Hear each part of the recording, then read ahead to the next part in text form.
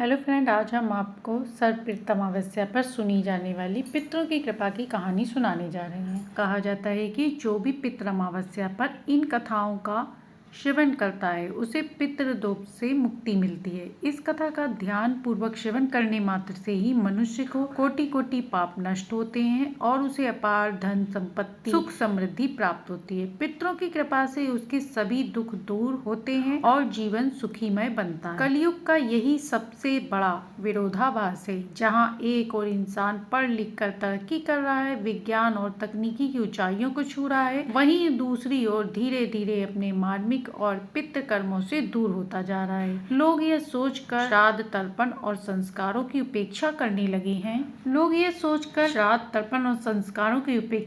लगे हैं कि ये सब पुरानी बात है, लेकिन उन्हें यह एहसास ही नहीं होता कि इन कर्मों को न करने का परिणाम वे जाने अनजाने में भुगतते हैं। घर में शांति, अचानक आई परेशानी, धन रुकावटें, संतान सुख की कमी, मन का स्थिर होना, यह सब कई बार सिर्फ संयोग नहीं बल्कि उन अतृप्त आत्माओं की पुकार होती है जो अपने वंशजों से श्राद्ध और तर्पण की प्रतीक्षा कर रही होती है। क्यों जरूरी है इस पितृ पक्ष में पितरों को संतुष्ट करना? इस कथा के माध्यम से हम ये सब जानेंगे। ये कोई साधारण कथा नहीं बल्कि ये दिव्य कथा है जो हमारे गरुड़ पुराण में वर्णित है। तो इस कथा को शुरू करते हैं। गरुड़ पुराण में वर्णित प्रथम कल्प का भाग, जिसे उत्तरकांड कहा गया है, उसमें एक कथा के अंतर्गत पक्षीराज गरुड़ अपने मन में जिज्ञासा लिए श्री कृष्ण जी के पास आते हैं और उन्हें प्रणाम करते हुए कहते हैं, हे प्रभु, पितृपक्ष की अमावस्या पितरों की पूजा करने से कौन सा फल मिलता है? पितृपक्ष के दौरान पितरों की शांति के लिए कौन से उपाय करने चाहिए? भगवान श्री कृष्ण कहते हैं, हे गरुड़, तुमने आज उत्तम प्रश्न किया है। तुम्हारे इस प्रश्न में समस्त मनुष्य जाति का कल्याण छुपा है। जो मनुष्य अपने पितरों को संतुष्ट करता है उसके समस्त दोष दूर होते हैं। पितरों की पूजा करने से मनुष्य को अपने पूर्वजों का आशीर्वाद मिलता है। इस विषय में एक अप्सरा और आर्षी की प्राचीन कथा कही गई है जो मैं आज तुम्हें सुनाता हूँ। इस कथा को श्रवण करने से तुम्हें तुम्हारे सभी प्रश्नों के उत्तर मिल जाएंगे। इसलिए हे गरुड़, तुम इस कथा को ध्यान पूर्वक श्रवण करो। जो भी पितृ अमावस्या को इस कथा का श्रवण करता है उस पर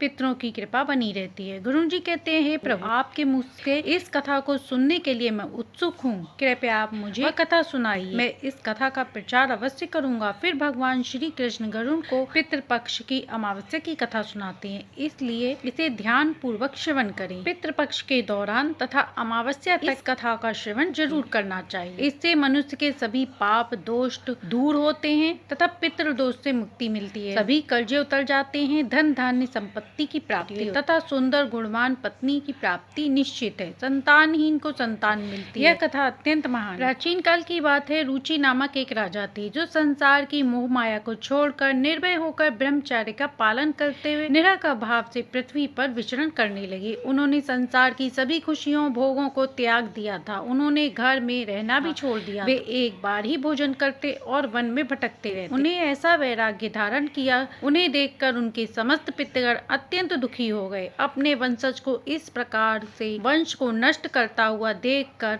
उन्हें भय लगने लगा। उन्होंने सोचा कि वे स्वयं चलकर अपने वंशज से मिलेंगे और उसे वैराग्य त्याग करने के लिए मना करेंगे। फिर एक दिन जब ऋषि रुचि ध्यान मग्न होकर तपस्या कर रहे थे, उसी समय उनके समस्त पितृगण उस स्थान पर प्रकट हुए। जब आश रुचि ने अपनी आंखें खोली तो उन्होंने 4 दिव्य आत्माओं को अपने सामने देखा। उन्हें देखकर वे आश्चर्यचकित हो गए और उन्हें प्रणाम करते हुए कहने लगे, हे महान आत्माओं, आप कौन हैं और इस कारण से आप मुझे दर्शन देने के लिए पधारे हैं? वे सभी दिव्य आत्माएं कहने लगी, हे वत्स, हम तुम्हारे पूर्वज हैं और हम तुम्हारे इस वैराग्यपूर्ण आचरण से अत्यंत दुखी हैं, इसलिए तुमसे मिलने के लिए आए हैं। आशुरुचि ने उन्हें नमस्कार करते हुए आदर पूर्वक पूछा, हे पितृगण, आप सभी के दर्शन पाकर मैं कृतज्ञ हो गया, किंतु आप मेरे आचरण से क्यों दुखी हैं? कृपया मुझे विस्तार से बताइए। मुझसे ऐसी कौन सी भूल हो गई जो मेरे पूर्वज मुझसे असंतुष्ट हैं? तब वे सभी पितृगण कहने लगे, हे वत्स, तुमने किस प्रकार से विवाह नहीं किया? विवाह स्वर्ग और मोक्ष प्राप्ति का उत्तम मार्ग है। गृहस्थ आश्रम के बिना मनुष्य को शाश्वत बंधन होता है। गृहस्थ में रहकर मनुष्य देवताओं, पितरों, ऋषियों और याचकों की पूजा करके उत्तम लोकों को प्राप्त करता है। वह देवताओं को स्वाहा और पितरों को स्वधा शब्द के उच्चारण से तथा द्वार पर आए अतिथियों और याचकों को दान देकर संतुष्ट करता है। विवाह न करके संतान को उत्पन्न न करके तुम देव ऋण तथा पितृ ऋण की मुक्ति नहीं पा सकते। संसार में रहने वाले मनुष्य, ऋषि तथा अन्य प्राणियों के लिए भी तुम प्रतिदिन ऋणी ही रहोगे। संतान की उत्पत्ति के बिना तुम स्वर्ग को कैसे प्राप्त कर सकोगे? देव पूजा, पितृ तर्पण तथा संन्यास ग्रहण किए बगैर तुम्हें स्वर्ग की प्राप्ति नहीं होगी। सभी पितृ कहते हैं, हे पुत्र, यदि तुमने विवाह नहीं किया तो यह अन्याय केवल तुम्हें कष्ट ही देगा। मरने के बाद तुम्हारे नरक की प्राप्ति होगी और अगले जन्म में भी कष्ट भोगोगे। फिर अरण्यक ने अपने पितरों से कहा, पितरों, जीवन में विवाह करना अत्यंत दुखदायक है। इससे पाप का संग्रह होता है और अंतकाल में यह अधोगति प्रदान करता है। इसी विचार से मैंने स्त्री के साथ विवाह नहीं किया। स्त्री संग परिग्रह करने से मुक्ति नहीं मिलती। जो व्यक्ति अविवाहित रहकर प्रतिदिन विद्या ग्रहण करता है और ज्ञान के अमृत से अपनी आत्मा को निर्मल करता है, वह मेरे लिए श्रेष्ठ है। विद्वानों ने अनेक प्रकार के सांसारिक कर्मों का वर्णन किया है, इसलिए मनुष्य को अपनी इंद्रियों पर संयम रखकर तत्व ज्ञान के जल से आत्मा को शुद्ध करना चाहिए। फिर पितरों ने कहा, हे वत्स, इंद्रियों को वश में रखकर ज्ञान के द्वारा आत्मा को निर्मल करना चाहिए। तुम्हारा यह कथन उचित ही है, किंतु यह कल्याण का मार्ग नहीं है जिस पर तुम चल रहे हो। यज्ञ, तप और दान के द्वारा अपने अमंगल को दूर करते हुए फल प्राप्ति की काम से रहित जो शुभ और अशुभ कर्म है, पूर्व जन्म का जो पुण्य कर्म है, वह बंधन के कारण नहीं होते। जो पूर्व का कर्म है वह भोग से नष्ट होता है, सुख दुख को भोगने से निरंतर नष्ट होता रहता है। फिर अर्षि श्री रुचि ने कहा, हे पितामह, वेदों में कर्म मार्ग के प्रतिपादन द्वारा अविद्या और माया की पुष्टि की गई है, इसलिए आप मुझे विवाह करने के लिए प्रेरित क्यों कर रहे हैं? विवाह करने के मेरा अनिष्ट ही हो जाएगा। पितरों ने कहा, वत्स, कर्म द्वारा जो कुछ भी किया जाता है, शास्त्रों में जो विहित कर्म है, सज्जन पुरुष का उल्लंघन करते रहते हैं, उन्हें उसी से मोक्ष की प्राप्ति होती है। शास्त्रों में पुरुष को विवाह करने की आज्ञा दी गई है और विवाह न करने पर पुरुष को मुक्ति नहीं मिलती। संतान के बिना उसे मोक्ष नहीं मिलता। संतान के द्वारा किए गए श्राद्ध कर्म से ही उसे मोक्ष मिलता है। इसलिए हे पुत्र, तुम विधि पूर्वक विवाह करो। विवाह न करने से तुम्हारे सभी कर्म नष्ट हो जाएंगे और तुम विफलताओं को ही प्राप्त करोगे। यदि हमारा वंश नष्ट हो जाएगा तो हमारी आत्माएं तृप्त ही नहीं रहेंगी। विवाह करके संतान उत्पन्न करके ही तुम अपने पितरों का कल्याण कर सकते हो। श्री कृष्ण जी कहते हैं, हे गरुड़, इस प्रकार से अपने पितरों के वचन सुनकर ऋषि रुचि को बड़ी ग्लानि हुई। उन्होंने विवाह करने का निश्चय किया। फिर ऋषि रुचि ने अपने पितरों से कहा, हे पितृगण, अब मैं तो बूढ़ा हो गया हूँ, कौन मुझे अपनी कन्या प्रदान करेगा? वैसे भी मुझ जैसे वृद्ध व्यक्ति के लिए विवाह करना अत्यंत कष्ट साध्य है। फिर पितरों ने कहा, हे वत्स, यदि तुम हमारे वचनों का पालन नहीं करोगे तो निश्चय ही हम सभी पितरों का पतन हो जाएगा और तुम्हारी अधोगति हो जाएगी। इतना कहकर सभी पितृगण अदृश्य हो गए। श्री कृष्ण जी कहते हैं, हे गरुड़, पितरों के द्वारा ऐसे वाक्य सुनकर हर्षरुचि मन ही मन अत्यंत व्याकुल हो उठे। अपने पितरों की मुक्ति के लिए विवाह करने का विचार करते हुए वे कन्या की खोज में पृथ्वी लोक पर विचरण करने लगे, किंतु उन्हें कहीं भी कन्या प्राप्त नहीं हो सकी। अपने पितरों के वचनों को बार बार मन में सोचते हुए वे चिंताग्रस्त होकर सोचने लगे, मैं क्या करूं, कहाँ जाऊं? मेरे पितृगणों को मुक्ति दिलाने के लिए कौन सी स्त्री मुझसे विवाह करेगी? इस प्रकार देर तक विचार करने के बाद ऋषि रुचि ने ब्रह्मदेव की तपस्या करना शुरू कर दिया। उसके पश्चात 100 वर्ष तक एक घोर वन में तपस्या की। फिर ब्रह्मा जी ने उन्हें दर्शन दिए और कहा, रुचि, मैं तुम्हारी तपस्या से प्रसन्न हूँ। तुम्हारी जो अभिलाषा हो उसे प्रकट करो, मैं अवश्य पूर्ण करूंगा। तब रुचि ने ब्रह्मदेव को प्रणाम किया और कहा, हे परम पितामह, मेरे पितरों ने मुझे संतान उत्पन्न करने के लिए कहा है, किंतु इस समय मुझसे विवाह के लिए कोई कन्या दिखाई नहीं पड़ रही, इसलिए कृपया आप मुझे कन्या प्रदान करें जिससे विवाह करके मैं संतान प्राप्त कर सकूं। इस पर ब्रह्मदेव ने कहा, विप्रवर, तुम संसार के प्रजापति हो जाओगे। तुम्हारे पितरों ने कहा है तुम्हें स्त्री से विवाह करना चाहिए। इस अभिलाषा को मन में रखते हुए तुम्हें पितरों की पूजा करनी चाहिए। वे प्रसन्न होकर तुम्हारी इस कामना को पूर्ण करेंगे और तुम्हें उत्तम स्त्री प्राप्ति होगी। इस प्रकार कहकर ब्रह्मदेव अंतर्ध्यान हो गए। ब्रह्मा जी के ऐसे वचन सुनकर आर्य रुचि ने पुनः अपने पितरों को प्रसन्न करने का निश्चय किया। फिर आज रुचि नदी के तट पर पहुंचे और एकांत में उन्होंने अपने पितरों का तर्पण करके उन्हें संतृप्त किया। तत्पश्चात एकाग्रचित होकर वे भक्ति पूर्वक अपने पितरों की स्तुति करने लगे। श्री कृष्ण कहते हैं, हे गरुड़, ऋषि रुचि ने अपने पितरों के लिए जो स्तुति की उसे प्रत्येक इसलिए मनुष्य को ध्यान से सुनना चाहिए। यह स्तुति सब दुखों और दोषों को काटने वाली है। जो केवल इस बार इस स्तुति को सुनता है उसके अनेक पाप नष्ट होते हैं और उसे पितरों का आशीर्वाद मिलता है। इसलिए तुम इस स्तुति को ध्यान से सुनो, तभी यह कथा सुनने का फल तुम्हें प्राप्त होगा। महात्मा रुचि इस प्रकार स्तुति करने लगे, जो यदि देवता के रूप में विद्यमान रहते हैं और जो श्राद्ध के अवसर पर देवताओं से स्वधा द्वारा तृप्त किए जाते हैं, उन सभी पितृगणों को मैं नमस्कार करता हूँ। स्वर्ग में अवस्थित महर्षि गण भक्ति मुक्ति की कामना से जिन्हें भक्ति पूर्वक तृप्त करते हैं, उन सभी पितरों को मैं प्रणाम करता हूँ। अग्निवाद आज्ञा और सोमपति गण हैं, वे सभी इस श्राद्ध में मेरे द्वारा संतृप्त होकर तृप्ति को प्रदान करें। अग्निवाद पितृ मेरी पूर्व दिशा से रक्षा करें। वर्ष नामक पितृगण सर्वदा मेरी दक्षिण दिशा से रक्षा करें। आज्ञ पितृजन पश्चिम दिशा की तथा सोम पितृगण उत्तर दिशा से रक्षा करें। यह समस्त पितृजन राक्षस भूत पिशाच और असुर गणों के कारण उत्पन्न दोषों से नित्य सब प्रकार से हमारी रक्षा करें। विश्व विश्व भू आराध्य धर्म धन्य शुभानंद भूतादि भूतिकृत और भूति नामक जो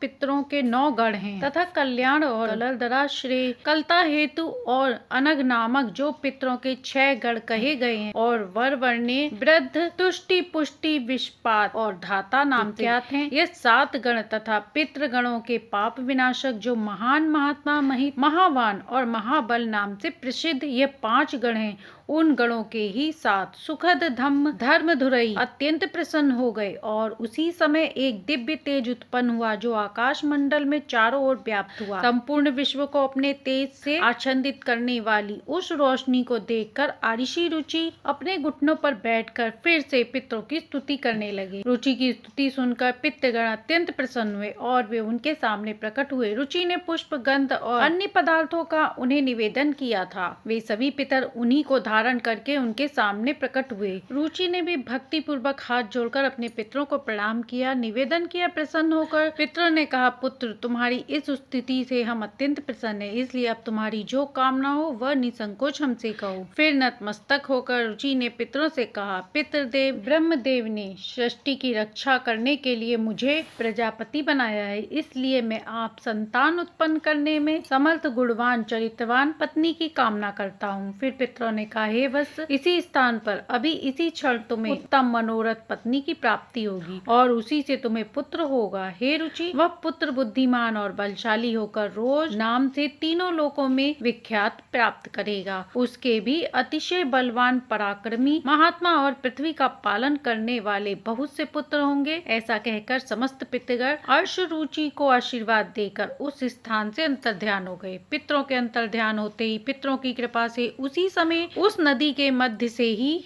रुचि के समीप ब्रह्मलोचा नामक मन को प्रिय लगने वाली सुंदर श्रेष्ठ एक अप्सरा प्रकट हुई। उस श्रेष्ठ अप्सरा ने मधुर वाणी में महात्मा रुचि से कहा, हे तपस्वी, श्रेष्ठ वरुण के पुत्र महर्षि पुष्कर द्वारा मेरी एक अतिशय सुंदर कन्या उत्पन्न हुई है। मैं उस सुंदर रूप वाली मानिकी नामक कन्या को भर्या के रूप में आपको प्रदान करती हूँ। आप इससे विवाह करें। इस कन्या से आपको अतिशय बुद्धिमान मनु नाम का पुत्र होगा। फिर प्रजापति रुचि ने उस अप्सरा कन्या से विवाह किया। श्री कृष्ण कहते हैं, हे गरुड़, इस प्रकार से आरसी रुचि ने अपने पितरों को प्रसन्न करके विवाह के लिए कन्या प्राप्त की और अपने वंश को आगे बढ़ाया। कथा के अंत में श्री कृष्ण जी ने गरुड़ को पितरों को प्रसन्न करने के अनेक उपाय विस्तार से बताए। यह उपाय मनुष्य के जीवन में पितृ दोष को समाप्त करने और पितरों की कृपा प्राप्त करने के लिए अत्यंत आवश्यक माने जाते हैं। श्री कृष्ण जी ने गरुड़ से कहा कि पितरों को प्रसन्न करने के लिए कुछ अनुष्ठान, तर्पण और धार्मिक कार्यों का पालन करना चाहिए। आइए जानते हैं उन महत्वपूर्ण उपायों के बारे में। पितरों को प्रसन्न करने का सबसे पहला उपाय है जल अर्पण करना। पितृपक्ष के दौरान पवित्र जल को हाथ में लेकर पितरों का आवाहन करते हुए उन्हें जल अर्पण करना चाहिए। तर्पण में काले तिल, जल, दूध और कुशा का उपयोग किया जाता है। यह कार्य पवित्र मन और श्रद्धा से करना चाहिए, जिससे पितृगण तृप्त होकर प्रसन्न हो। तर्पण करते समय ओम पितृ भय स्वधा मंत्र का उच्चारण करना चाहिए, जिससे पितृ संतुष्ट होते हैं और आशीर्वाद प्रदान करते हैं। श्री कृष्ण जी कहते हैं श्राद्ध कर्म पितरों की तृप्ति के लिए एक महत्वपूर्ण अनुष्ठान है जिसमें पितरों के निमित्त भोजन, फल और वस्त्र अर्पण किए जाते हैं। श्राद्ध कर्म करने वाले को ब्राह्मण को भोजन कराना चाहिए और उन्हें वस्त्र दक्षिणा देकर आशीर्वाद लेना चाहिए। श्राद्ध के दिन विशेष रूप से सात्विक भोजन बनाना चाहिए। इसमें खीर, पूरी, सब्जी और अन्य पौष्टिक एवं ताजे खाद्य पदार्थ ही उपयोग में लाने चाहिए। इस भोजन को पवित्रता के साथ पितरों के निमित्त अर्पण किया जाता है। अगला उपाय श्री कृष्ण ने बताया, ब्राह्मणों और अन्य जीवों को भोजन। पितरों को प्रसन्न करने के लिए गाय, कुत्ते, कौए, चींटी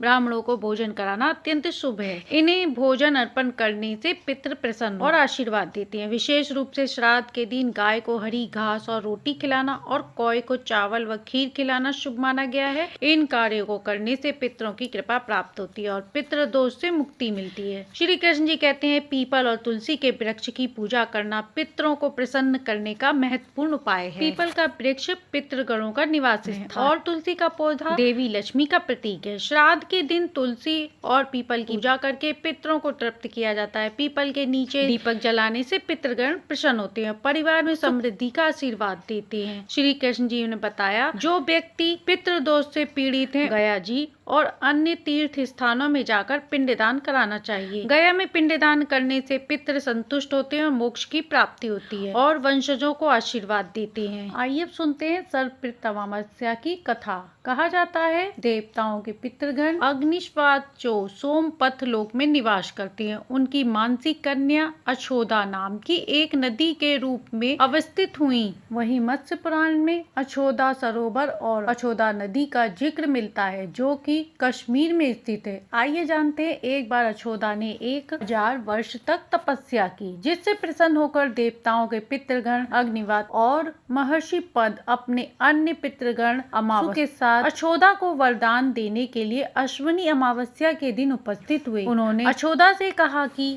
हे पुत्री, हम सभी तुम्हारी तपस्या से अति प्रसन्न हैं, इसलिए जो चाहो वर मांग लो। लेकिन अछोदा ने अपने पितरों की तरफ ध्यान नहीं दिया और वह अति तेजस्वी पितृ अमावसु को अपलक निहारती रही। पितरों के बार बार कहने पर उसने कहा, हे भगवान, क्या आप मुझे सचमुच वरदान देना चाहते हैं? इस पर तेजस्वी पितृ अमावसु ने कहा, हे अछोदा, वरदान पर तुम्हारा अधिकार सिद्ध है, इसलिए निसंकोच कहो। अछोदा ने कहा, भगवान, यदि आप मुझे वरदान देना चाहते हैं तो मैं आपके साथ रमण कर आनंद लेना चाहती हूँ। अछोदा के इस तरह कहे जाने पर सभी पितृ क्रोधित हो गए। उन्होंने अछोदा को श्राप दिया कि वह पितृलोक से पतित होकर पृथ्वी लोक पर जाएंगे। पितरों के इस प्रकार श्राप दिए जाने पर अछोदा पितरों के पैरों में गिरकर रोने लगी। इस पर पितरों को दया आ गई। उन्होंने कहा कि अछोदा, तुम पतित योनि में श्राप मिलने के कारण मत्स्य कन्या के रूप में जन्म लोगी। पितरों ने कहा कि भगवान ब्रह्मा के वंशज महर्षि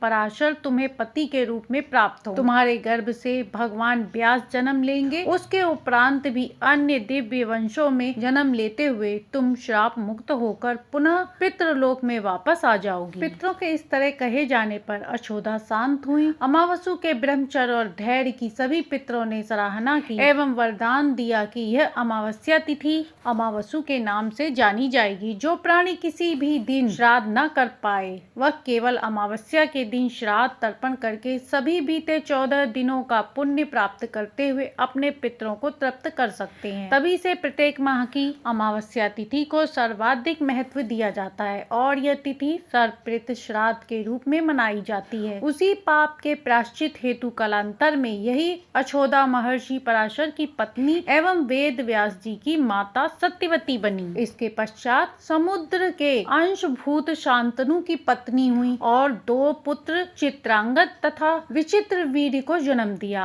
इन्हीं के नाम से कलयुग में अष्टका श्राद्ध मनाया जाता है। तो ये थी सर्वपितृ अमावस्या पे सुनी जाने वाली संपूर्ण कहानी। जो भी इन कथाओं को श्रद्धेय भक्ति भाव से श्रवण करता है उसको पितृ दोष से मुक्ति मिलती है तथा उसकी समस्त कामनाएं पूर्ण होती है। यदि हमारी कथा कहानी पसंद आई हो तो लाइक सब्सक्राइब करें।